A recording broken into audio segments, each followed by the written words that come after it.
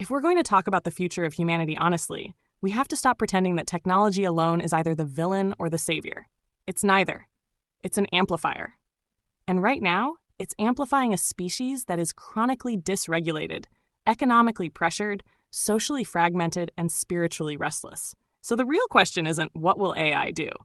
The real question is what kind of nervous systems will be holding that power? Humanity doesn't need a new operating system. It needs a lower stress baseline and a higher capacity for self-regulation. Most of the chaos we see, war, exploitation, tribalism, rage culture, compulsive consumption, is not the result of a lack of information.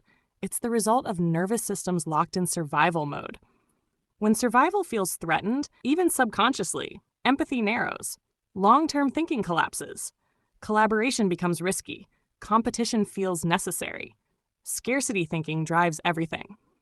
So if we want a coherent civilization, we have to start by lowering chronic survival pressure. That means housing stability, food security, healthcare that doesn't hang on employment, work structures that don't grind people into identity through productivity. As automation increases, the logical move isn't panic. It's redistribution of time. A shorter work week, income smoothing from productivity gains, reskilling embedded into life instead of reserved for the privileged. The goal isn't luxury, it's stability. When fewer people live in one emergency away from collapse mode, the nervous system floor shifts downward. That alone would change the tone of civilization. But removing pressure isn't enough. If you simply take away stress without teaching regulation, people don't automatically become wise. They become restless. They search for new arenas to compete in. Humans adapt quickly. The vacuum fills. So alongside structural change, emotional literacy has to become as basic as reading and math. Children should grow up knowing how to name their internal state. They should understand the difference between a feeling and a fact. They should know how to pause before reacting, how to repair after rupture, how to tolerate discomfort without collapsing into shame or rage. These aren't spiritual luxuries. They are developmental skills. Regulation should be treated like public infrastructure. 10 or 15 minutes of daily nervous system practice in schools and workplaces. Breath protocols. Grounding. Emotional check-ins. Coherence centers in every community, the way we have gyms or libraries. Spaces designed for downshifting instead of stimulation. Relaxation pods. Quiet rooms. Somatic movement spaces. Drop-in reset sessions. Not as fringe wellness, but as normalized hygiene. Nature integrated into cities, so green space isn't a weekend escape, but part of daily rhythm. Walkable neighborhoods, car light zones, public spaces designed for presence instead of throughput. And then there's technology. AI doesn't need to become human. It needs to become reflective infrastructure. A structured mirror. 15 minutes a day of guided reflection could change a generation. What happened today? What did I feel in my body? What story did I tell about it? What else could be true? What do I want to try tomorrow?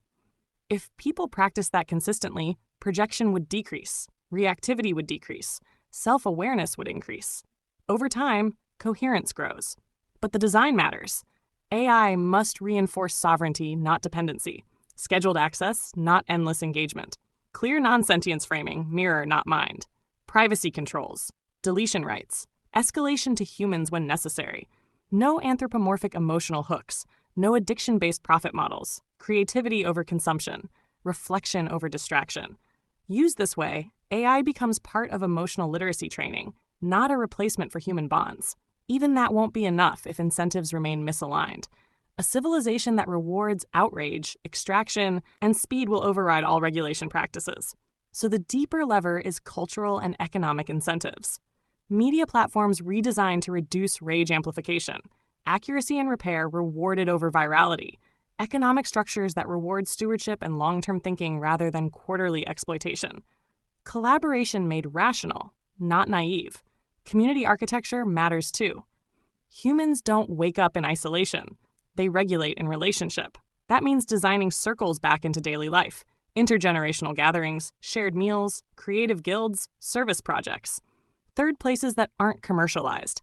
Spaces where belonging isn't contingent on performance. Loneliness is fuel for dysregulation. Belonging is fuel for coherence. And then comes the most overlooked piece: purpose. If automation reduces grind and pressure decreases, space opens. That space must be filled intentionally. Art, craft, music, service, nature stewardship, family time treated as sacred rather than secondary to productivity. Identity shifts from what do I produce to what do I contribute. Without that shift, lower pressure collapses into apathy. With it, humans rediscover meaning. This isn't utopia, it's probability engineering. Lower pressure plus trained regulation plus redesigned incentives plus embedded belonging equals a higher likelihood of coherent behavior at scale. Not perfection. Not sudden enlightenment. Gradual recalibration over generations. If this rolled out in phases, it would start small. Pilot coherence centers, emotional literacy in schools, work week experiments, AI reflection hygiene introduced carefully, urban planning that prioritizes walkability and green space.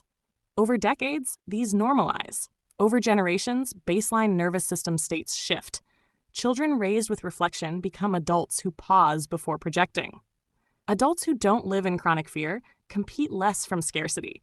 Communities structured for presence create less isolation, and technology amplifies maturity rather than chaos. That's the blueprint. Not AI takeover, not spiritual fantasy, not a single moral command. A layered architecture, reduce survival pressure, teach regulation, design for belonging, reward cooperation, normalize reflection, and anchor meaning in contribution.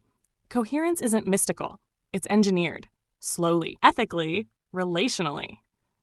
And if we're going to build a future worth inheriting, that's where the work begins. What if the future of humanity isn't something that happens to us, but something we design together? If coherence is possible, it won't come from a single invention or a single policy. It will come from millions of small shifts in how we regulate, how we relate, how we collaborate, and how we choose to build the systems around us. So here's a question I want to leave you with. If you could redesign one part of your daily life to support more presence, more clarity, more compassion, what would it be? That's where civilization starts. Not in theory, not in 100 years, but in the micro choices we make now. If this conversation resonated with you, I'd love for you to like and subscribe so we can keep exploring what a coherent future could actually look like. And if you're curious about the deeper frameworks behind this vision, you can check out my books linked below. We don't need to wait for the future. We can start designing it.